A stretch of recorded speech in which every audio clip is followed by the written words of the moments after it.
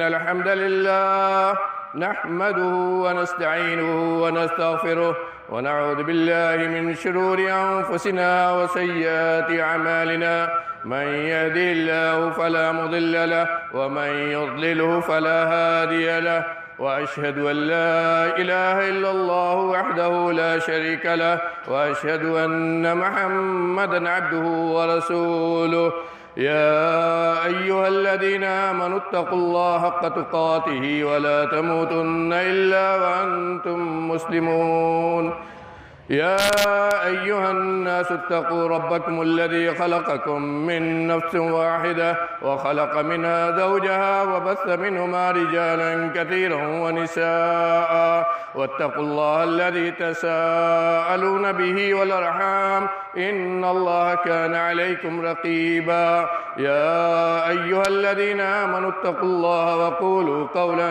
سديدا يصلح لكم أعمالكم ويغفر لكم ذنوبكم ومن يطع الله ورسوله فقد فاز فوزا عظيما أما بعد فإن خير الحديث كتاب الله وخير الهدي هدي محمد صلى الله عليه وسلم وشر الأمور محدثاتها وكل محدثة بدعة وكل بدعة ضلالة وكل ضلالة في النار فأعوذ بالله السميع العليم من الشيطان الرجيم بسم الله الرحمن الرحيم لكل أمة جعلنا منسكا ليذكروا اسم الله على ما رزقهم من بهيمة الأنعام الله أكبر الله أكبر الله أكبر الله أكبر الله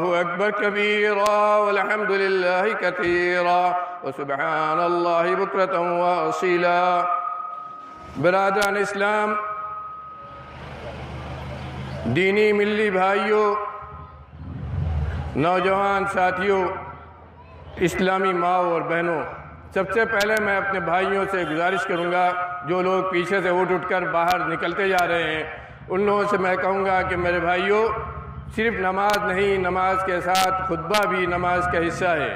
آپ عید کا دوگانہ ادا کرنے صرف چڑھنے نہیں آئے ہیں، بلکہ اللہ کے دربار میں، اللہ کے گھر میں، عیدگاہ میں اللہ کے سامنے عبادت کرنے کے لیے اکٹھا ہوئے ہیں۔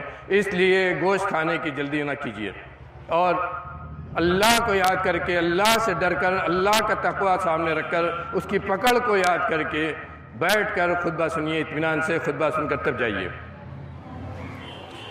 بھائیوں، بزرگوں، آج عید الاضحیٰ ہے۔ آج ہم تمام مسلمانوں کا دوسرا تہوار قربانی کا تہوار ہے۔ ہم اور آپ آج اللہ رب العالمین کے حکم سے عیدگاہ کے اس میدان میں عید الاضحیٰ کے تعلق سے عید کا دوگانہ ادا کرنے کے لیے اکٹھا ہوئے ہیں۔ بھائیو، بزرگوں، آج کا دن اللہ کی عظمت کا دن ہے۔ آج کا دن ان دنوں میں سے ہے جس کو اللہ رب العالمین نے اپنے اس بنائے ہوئے نظام کے اندر منتخب کیا ہے۔ ان ایام میں سے ایک دن، ان دنوں میں سے ایک دن ہے جس کو اللہ رب العالمین نے دوسرے دنوں پر فضیلت و عظمت عطا کی ہے۔ یہ ان دنوں میں سے ہے جن کو اللہ نے شعائر میں سے کہا ہے، جو اللہ کے شعائر میں سے ہے۔ آج عید الاضحیٰ جب ہم مناتے ہیں، تہوار کا یہ دن جب ہم مناتے ہیں، اپنے رب کی عظمت کا جب ذکر کرتے ہیں، تو یہ جہاں ہمارے ایمان اور ہمارے مسلمان ہونے کی نشانی ہے، وہیں ہمارے تقوی کی بھی نشانی ہے اگر ہم نے اس کی عظمت کو اپنے سامنے رکھا ہے۔ کیونکہ اللہ کے شعائر کی تعظیم کرنا، اللہ نے جن چیزوں کو عظمت عطا کی ہے ان کی تعظیم اور احترام کرنا، یہ دلوں کے تقوی کی نشانی ہے۔ یہ ہمارے ایمان اور ہمارے تقوی کی علامت ہے۔ وَمَن يُعَظِّمْ شَعَائِرَ اللَّهِ فَإِنَّهَا مِن تَقْوَى الْقُلُوبِ۔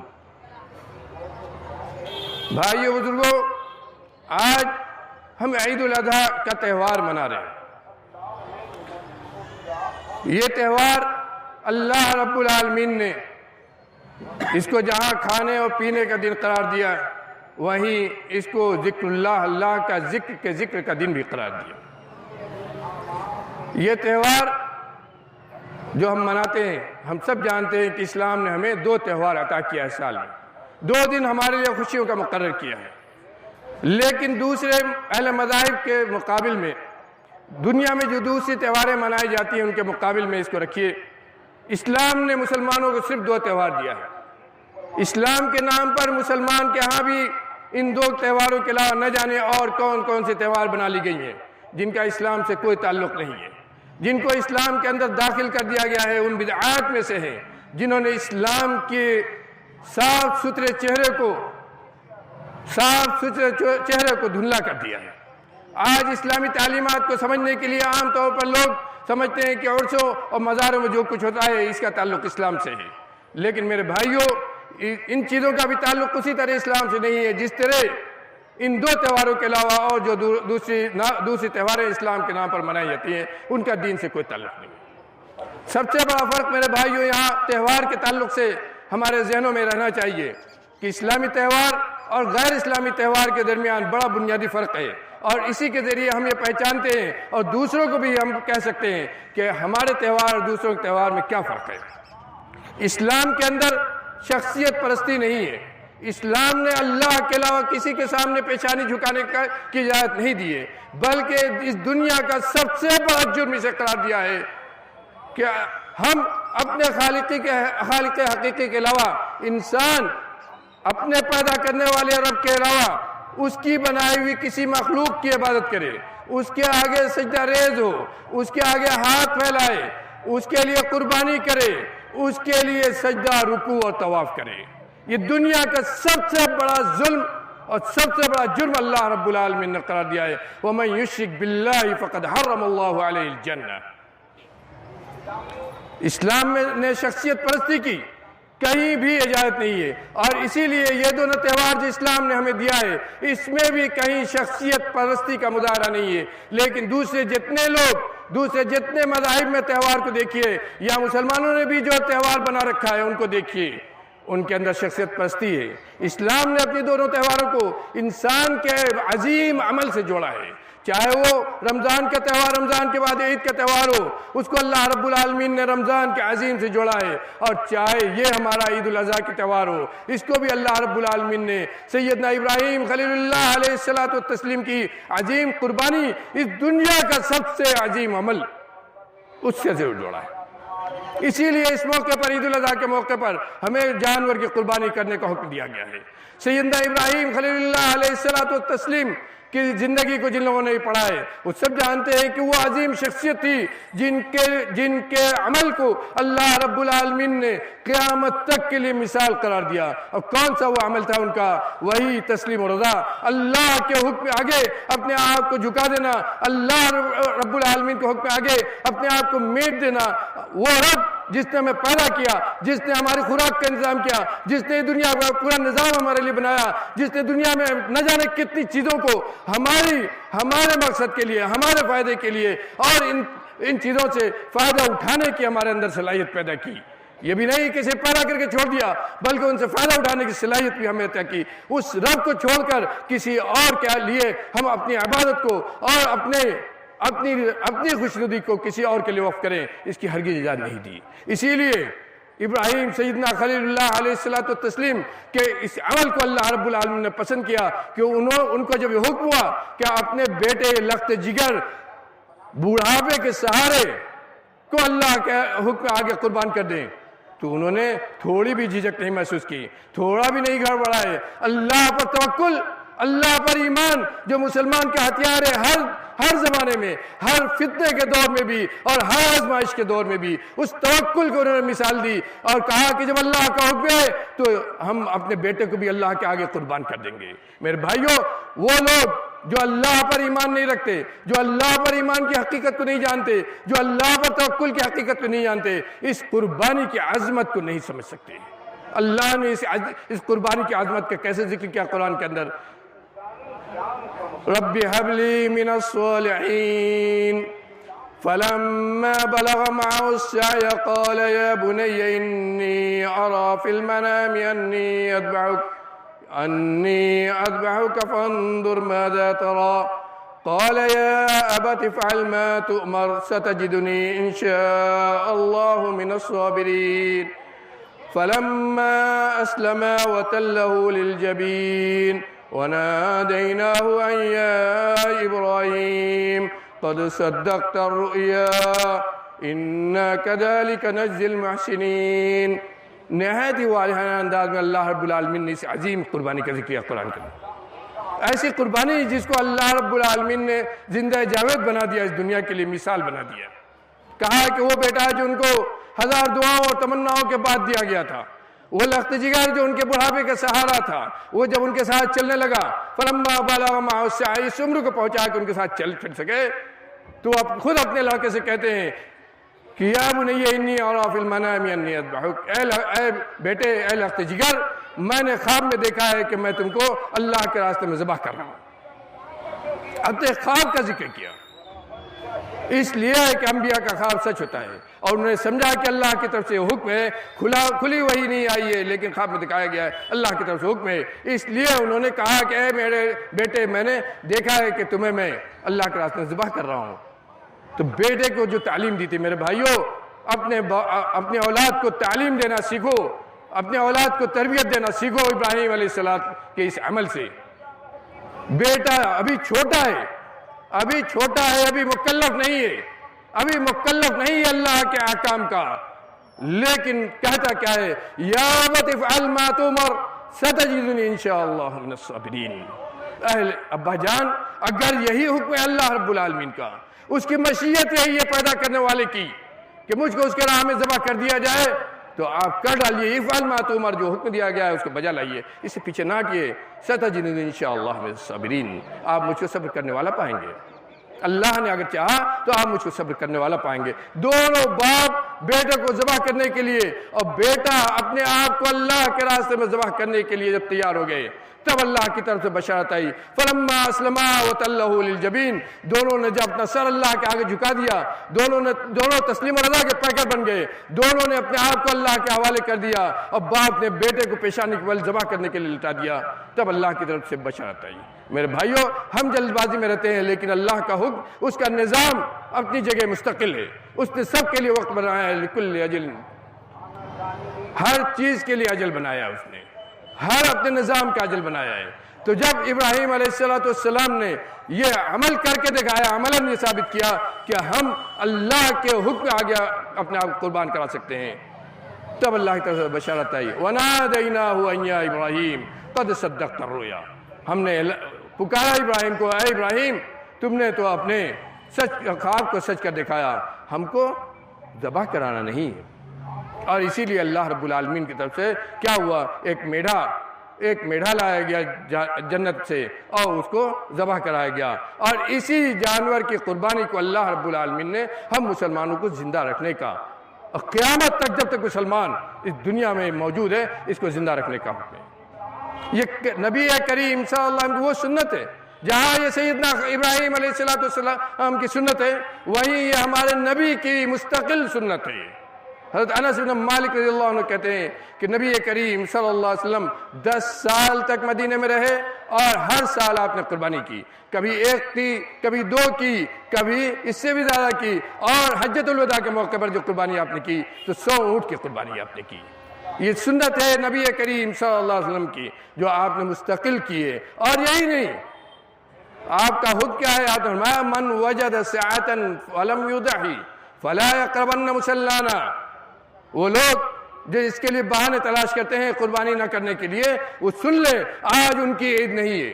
آج نماز ادا کر لیں لیکن ان کی عید آج نہیں ہے. عید حقیقت ان کی ہے جو نبی کی سنت کو، ابراہیم خلیل اللہ علیہ السلام کی سنت کو زندہ رکھے ہوئے ہیں. من وجد سعۃ ولم یضحی، جو آدمی قربانی کرنے کی وسعت پائے، طاقت ہو، پیسہ ہو کہ چاہے ایک ہی جانور ذبح کرے. اگر آدمی کے پاس وسعت ہے قربانی کرنے کی اور قربانی نہیں کی، فلا یقربن مصلانا، تو ہمارے عیدگاہ میں نہ آئے، ہمارے عیدگاہ کے قریب نہ آئے، عیدگاہ میں نہ آئے. نماز اس کے لیے ہے ہی نہیں. عید اس کے لیے ہے ہی نہیں۔ غور کیجئے کتنی سختی ہے، اور جہاں یہ نبی کریم صلی اللہ علیہ وسلم سنت ہے وہیں آپ نے اس کو قید ادا کیا ہے، اس کو بھی ہمیں جاننا چاہیے۔ ایک حدیث خطبہ وقت کا لحاظ کرتے ہوئے ایک حدیث حضرت عائشہ رضی اللہ عنہ کی ذکر کروں گا۔ حضرت عائشہ صدیقہ رضی اللہ عنہ فرماتی ہیں کہ نبی کریم صلی اللہ علیہ وسلم نے ایک سال ایک میڑا ذبح کیا، جو بہت ہی خوبصورت تھا اور خسی کیا ہوا تھا۔ جب اس کو ذبح کرنا ہوا تو آپ نے کہا کہ جانور لاؤ، اور حضرت عائشہ کو مخاطب کر کہا یا عائشہ حلم المدیہ واشحذیہا بحجر، اپنی بیوی حضرت عائشہ صدیقہ رضی اللہ عنہ سے فرمایا آپ نے کہ عائشہ چھری لے کر آؤ اور چھری کو پتھر پر تیز کر لینا۔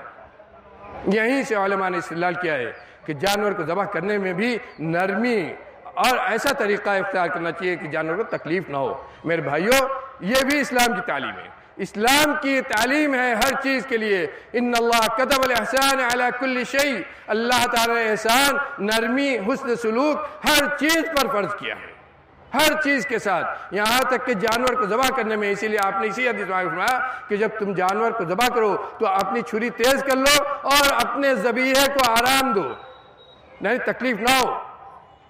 تو آپ نے حضرت عائشہ سے کہا کہ چھری تیز کر کے لاؤ، اور جب حضرت عائشہ چھری تیز کر کے لائی تو آپ نے دمبے کو اپنے ہاتھ سے پکڑا اور اپنے ہاتھ سے اس کو زمین پر لٹایا اور پہلو پر لٹا کر اپنا پیر اس پر رکھا اور چھری لے کر اس کو ذبح کیا۔ ذبح کرتے ہوئے آپ نے کیا کہا؟ اللہم تقبل من محمد ومن آل محمد ومن امت محمد۔ آپ نے یہ دعا کی، یہ نیت کی کہ اللہ اس کو میری طرف سے قبول کر، محمد کی طرف سے اس کو قبول کر، محمد کی آل کی طرف سے اس کو قبول کر، اور محمد کی پوری امت کی طرف سے اس کو قبول کر۔ یہ ہے آپ کی سنت۔ ایک جانور، میرے بھائیوں، ہر سر پر جانور اور قربانی کہی جاتی ہے، اس کا کہیں بھی حدیث سے ثبوت نہیں ہے، صرف فقہی مشکافی ہے، اس کا کہیں بھی کسی حدیث سے ثبوت نہیں ہے۔